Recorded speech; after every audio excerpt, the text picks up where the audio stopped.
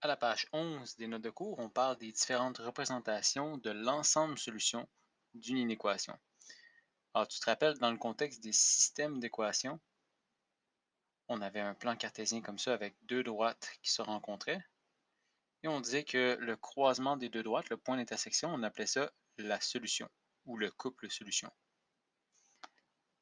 Dans le contexte d'une équation, si tu as par exemple y est plus grand ou égal à 4, ben, graphiquement, ça se traduirait comme ceci. On aurait une ligne qui passerait à y vaut 4, et tous les points qu'il y a en haut de ça font partie de l'ensemble solution de cette inéquation-là. Alors, il existe différentes manières de représenter l'ensemble solution d'une équation. On va d'abord donner des exemples des représentations d'une variable discrète. Donc, une variable discrète, c'est une variable qui est comprise dans l'ensemble des nombres naturels, 0, 1, 2, ainsi de suite. Si la variable est discrète, on peut décrire l'ensemble solution en extension. Une extension, ce sera une manière de représenter l'ensemble solution. On verra ça dans un instant.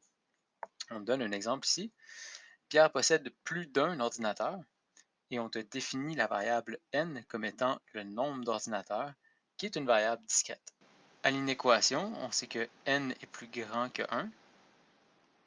Pourquoi simplement plus grand et pourquoi pas plus grand égal? Parce que dans la phrase, on dit plus d'un ordinateur. Donc ce n'est pas un ordinateur, c'est au moins deux.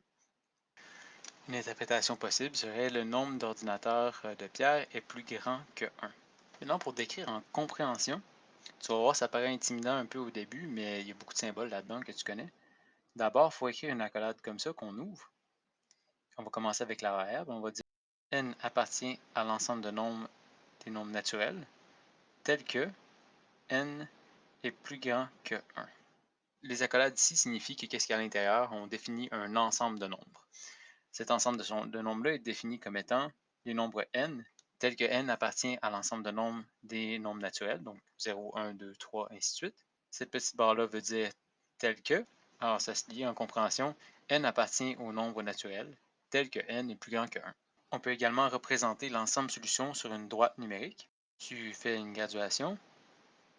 Ici, puisqu'on est dans les nombres naturels, il faudra faire une graduation de 1. On pourra commencer à 1, 2, 3, ainsi de suite. Et on va faire des points pour chacun des nombres qui fait partie de l'ensemble solution. Par exemple, 2 fait partie de l'ensemble solution, puisque Pierre pourrait avoir deux ordinateurs. Il pourrait en avoir 3 également, et 4.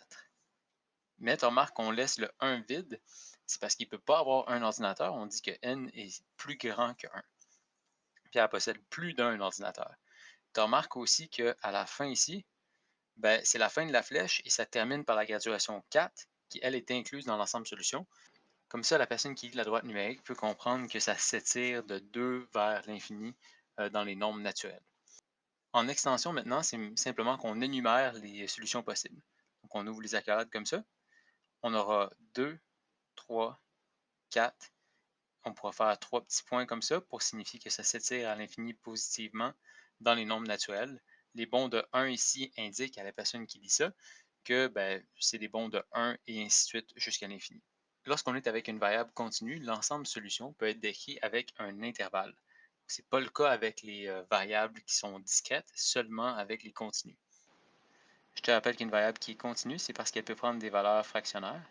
On pensera par exemple à de l'argent, une mesure de temps, une mesure de distance. C'est possible par exemple d'avoir 1,5 faire 1,5 km, et ainsi de suite. Alors ici, on donne un exemple du temps de séchage de peinture qui doit être au moins de 4 heures.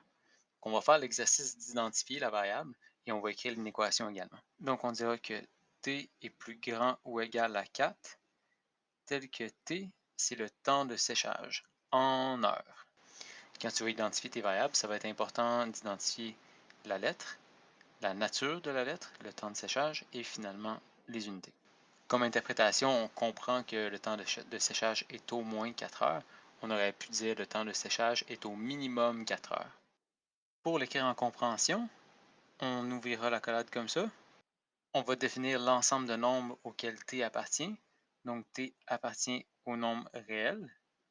Puisque c'est continu, on utilisera les nombres réels, tels que t est plus grand ou égal à 4. On ferme la collade. Alors, ça se lit comme suit. T appartient au nombre réel, tel que t est plus grand ou égal à 4. On pourrait également représenter le tout sur une droite numérique. Ici, c'est assez simple, il suffit de faire un 4, comme ça. Et puisque t est supérieur ou égal à 4, on n'aura qu'à noircir un point en haut de 4, noircir tout ce qui est à droite de 4. Donc la personne qui lit ça va comprendre que le temps de séchage est de 4 ou plus. Maintenant, l'écriture en intervalle, ce sera borne fermée 4, virgule, plus infini. Borne ouverte. La borne fermée de l'intervalle correspond au point plein dans le mode de représentation en droite numérique. Et le plus infini est symbolisé par le noircissement de la flèche jusqu'au bout comme ça. Bien sûr, on doit marquer une borne ouverte lorsqu'on a une variable qui s'étire vers l'infini, parce que l'infini ne peut pas être inclus dans un intervalle.